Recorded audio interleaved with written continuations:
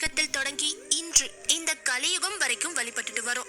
சப்த கன்னியர்கள்னு அழைக்கப்படுற 7 கன்னிமார்கள், கன்னி தெய்வங்களை பத்தி தான் இந்த வீடியோல பார்க்க போறோம். வீடியோவை ஸ்கிப் பண்ணாம கடைசி வரைக்கும் பாருங்க. இது கிரகங்கள் உருவாகிறதுக்கு முன்னாடியே தோன்றியவர்கள் தான் சப்த கன்னியர்கள். சப்த அப்படின்னா 7 கடவுளோட அம்சமா உருவானவங்க தான் இந்த 7 கன்னி பெண்களும். தாய் தந்தை இல்லாமல் கன்னி பெண்களாகவே பிறந்தாங்க. 7 கன்னி தெய்வங்களும் 7 விதமான பிரச்சனைகளையும் தீர்த்து வைக்கக்கூடியவங்க. கஷ்யப முனிவரோட 2 ஆண் குழந்தைகள் ஹிரண்யாக்ஷன், ஹிரண்யகசிபு. பெருமாள் வராக அவதாரம் எடுத்து ஹிரண்யாக்ஷனையும் நரசிம்ம அவதாரம் எடுத்து ஹிரண்யகசிபுவையும் கொன்றுவாரு. அவங்களுக்கு பிறகு ஆட்சிக்கு வந்த அந்தகாசுரன் ஆழ்ந்த தவத்தோட பையனா பிரம்மதேவர் கிட்ட இருந்து பல வரங்களை வாங்கி இருந்திருப்பாரு. தேவர்களையும் மனிதர்களையும் துன்புறுத்தி வந்திருப்பாரு அந்தகாசுரன் கைலாயத்துக்கு வந்து பார்வதி தேவியை தூக்கிட்டு போக திட்டம் போடுறப்போ சிவபெருமான் அந்தகாசுரனோட போர் புரிகிறாரு. அப்போ அந்தகாசுரனோட உடம்பிலிருந்து வெளிவந்த ஒவ்வொரு துளி ரத்தத்திலிருந்தும் ஒரு புதிய அரக்க படைகளை உருவாகுறாங்க. அவங்கள அழிக்கிற விதமா சிவபெருமான் அவரோட அக்னியிலிருந்து யோகேஸ்வரிங்கிற சக்தியை தோற்றுவிப்பாரு. யோகேஸ்வரி மகேஸ்வரிங்கிற சக்தியையும், மகேஸ்வரிக்கு துணையா பிரம்மதேவர் பிராமியையும், திருமால் நாராயணியையும், இந்திரன் இந்திராணியையும், முருகன் கௌமாரியையும், வராகமூர்த்தி வராகியையும், யமன் சாமுண்டியையும் தோற்றுவிப்பாரு.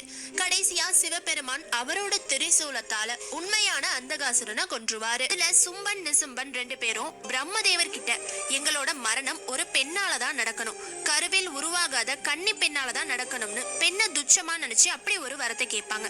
அதனால பார்வதி தேவி அந்த அரக்கர்களோட படைகளை அழிக்க கருவில் தோன்றாத கன்னித்தன்மை வாய்ந்த 7 கன்னியர்களை உருவாக்குறாங்க. சிவன், விஷ்ணு, பிரம்மா, முருகன், வராகமூர்த்தி, இந்திரன்னு இப்படி 7 பேரோட அம்சமா 7 கன்னியர்களை உருவாக்கி அந்த அசுர படைகளை அழிக்கிறாங்க.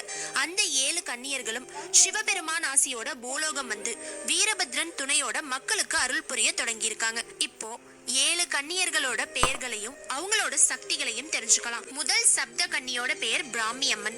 இவங்க பிரம்மதேவர் கிட்ட இருந்து தோன்றியவங்க. சரஸ்வதியோட ஆசி பெற்றதால பிராமி அம்மனை வழிபட்டா கல்வி கலைகள்ல சிறந்து விளங்கலாமா. மேற்கு திசைக்கு அதிபதியா இருந்து ஆட்சி புரியுறவங்க. மூத்த சகோதரியா பிறந்ததால தோல் வியாதிகளை தீர்த்து வைக்கிற சக்தி இந்த பிராமி அம்மனுக்கு இருக்குமா. 2வது கன்னி மகேஸ்வரி அம்மன். சிவனோட அம்சமா பிறந்தவங்க. கோபத்தை நீக்கி சாந்த குணத்தை கொடுக்கக்கூடியவங்க. எல்லா பிரச்சனைகளையும் தீர்த்து வைக்கிற சக்தி இந்த மகேஸ்வரி அம்மனுக்கு இருக்குமா. சிவன மாதிரியே சூலத்தோட அருள் புரியுறவங்க. இந்த அம்மன் பித்த நோயை கட்டுப்படுத்தும் சக்தி கொண்டவங்களாம். 3வது கன்னி தெய்வம் கௌமாரி. இவங்க முருகப்பெருமானோட அம்சமா தோன்றி இருக்காங்க. சஷ்டி தேவசேனாங்கிற பேரும் கௌமாரிக்கு இருக்கு.